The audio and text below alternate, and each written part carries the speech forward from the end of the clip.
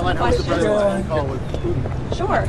He just put out a truth statement. If you haven't seen it yet, I encourage you to look at it. But I was just talking with the president and the Secretary of State and the Vice President, and it was a very good and productive call. It lasted more than 2 hours. There were various issues that were discussed. President Putin congratulated President Trump for solving the conflict in Israel and Gaza and bringing peace back to the Middle East.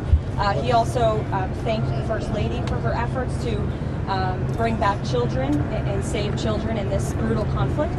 And the president feels like great progress was made on this call. They also agreed to have a high-level senior staff meeting convene as early as next week, which will then be followed by a meeting very likely between President Trump and President Putin as well. They talked about Budapest as being a location for that. So as you all know, President Zelensky is coming to the White House tomorrow, so these discussions will continue. And frankly, I think the president deserves great credit. He literally just got off of a trip to the Middle East where historic peace and accomplishments, seeing the hostages return out of Gaza. These are major foreign policy accomplishments that so many people around the world thought could never be achieved. And so I think the president deserves a great deal of credit for doing that, coming home, dealing with so many domestic issues, and then again hopping on yet another call with President Putin and hosting President Zelensky again at the White House tomorrow to try to move the ball forward in peace and end this conflict in Russia. Caroline. Thank you. After their meeting in Alaska, the president was optimistic that he could get Zelensky and Putin together in a room. Does he still believe that he can get the two leaders together sometime soon? I think he thinks it's possible, and he would, of course, love to see that happen. But right now, there were discussions and plans are now being made for the Russian side and our folks, led by Secretary of State Marco Rubio, to meet, and then for President Putin and President Trump to perhaps meet again. But I don't think the president has closed the door on that at all. And when is he going to Putin? You said in Hungary, possibly when? Well, this call literally just happened, so we will provide you with more details as soon as we can, I promise. On that call, did Vladimir Putin commit to sitting down with President Trump and President Zelensky? He committed to sitting down with President Trump, as President Trump's truth post put out for you. And what did he say what it would take for him to be willing to sit down with Zelensky finally as well? I don't want to get into that, but as I just said, the president and President Putin discussed meeting together in Budapest, and President Trump will talk about that opportunity with President Zelensky when he's here at the White House tomorrow. Does President Trump believe any conditions have changed to make a second meeting with Putin better, more successful than the Alaska meeting? I think the president is always willing to take a chance at diplomacy, and this war, he has always said, is going to have to end at the negotiating table, and so he never gives up, and he's willing to pursue it, and that's what you're hearing from the president today. I have a question on the cartels. Yesterday we learned that at least the fifth strike on a boat off of the Venezuela coast took place. We know that the Trump administration has previously said that they are in armed conflict with the people that the administration is striking.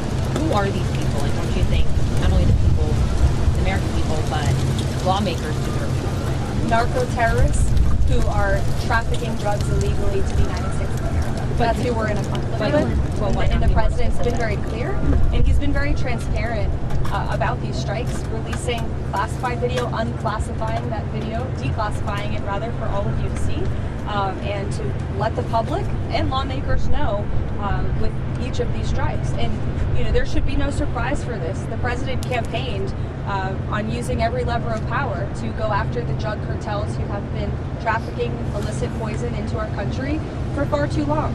And you heard the president speak about this yesterday. There was a question about why not just use the Coast Guard to grab these boats and grab the drugs on them. That's been going on for years and years, and the drug epidemic in this country has not gotten any better.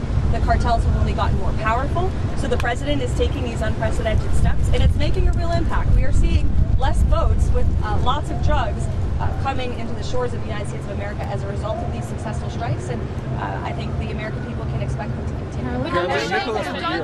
Nicholas Maduro, a change of leadership at the IRS, specifically putting some of Trump's main allies in the leadership positions in the Criminal Investigations Division. There's reports that George Santos is on the list to be investigated. Is there anybody else that you know of that is being looked at or being mentioned of being looked at? Not to my knowledge, no. You'll have to reach out to the Department of Treasury. Nicholas Maduro. Does President Trump believe, Nicholas Maduro, the president of Venezuela, does President Trump believe his days are numbered there? I think President Trump believes that Nicolas Maduro is an illegitimate president leading an illegitimate regime that has been trafficking drugs to the United States of America for far too long, and we're not underground. And so it's going to take some time and some special equipment to actually retrieve these bodies and bring them back to Israel. And the administration is fully committed to helping all sides get that done. It was part of the deal, and we're going to see it through. Thanks. Does the White House have a response to the court case that prevented your shutdown rifts going through? Does that take away the president's leverage to end the shutdown? I'm so glad you asked, because I have a very strong response. This is another far-left partisan judge who was smacked down by the Supreme Court in July for ruling on this exact same thing. In May, this judge tried to say that the President of the United States does not have the executive authority to hire and fire in the executive branch. Literally, nobody would ever try to make that argument except for someone who is extremely partisan. And of course, the Supreme Court rejected that ruling in July, and they said, no, the president does have the ability and the legal authority to fire people from the federal government. That is a responsibility of his job as the head of the executive branch. And so you have the same judge going back to the bench and ruling on the basis of politics. We are 100% confident we will win this on the merits of the law, and these layoffs are an unfortunate consequence of the government shutdown. We are now on day 16 of this Democrat shutdown. Democrats just voted again for the 10th time to keep the government closed and to keep the American people hostage. And we're seeing the consequences of it every day. We've had thousands of flights delayed and canceled.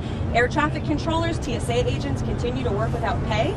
The president tapped into tariff revenue to keep WIC money for women and infants and children going out the door. The president found a creative solution to keep the troops paid. And rather than congratulate the president for doing that, this unprecedented action to get our troops paid, the Democrats want to sue him for it. They're saying that it's illegal. This just shows they don't care about the people who are hurting. They are shutting down the government purely for partisan politics because they don't like Donald Trump. And the only people that are suffering from that are federal government employees who are being laid off from their jobs, who are not being paid for their jobs, our military, our federal law enforcement, and the American people who can't catch a plane with holiday season coming up because flights are being delayed and canceled. Democrats need to do the right thing. And I don't know if you guys caught the CNN town hall last night with AOC and Bernie Sanders, but I sure did. And it's very clear that they are now the leaders of the Democrat Party. And the Democrats are in complete disarray. And we hope a few moderate Democrats with some common sense will step up to the plate and do the right thing to vote to open the federal government. Thank you, Caroline. Caroline, can you talk about the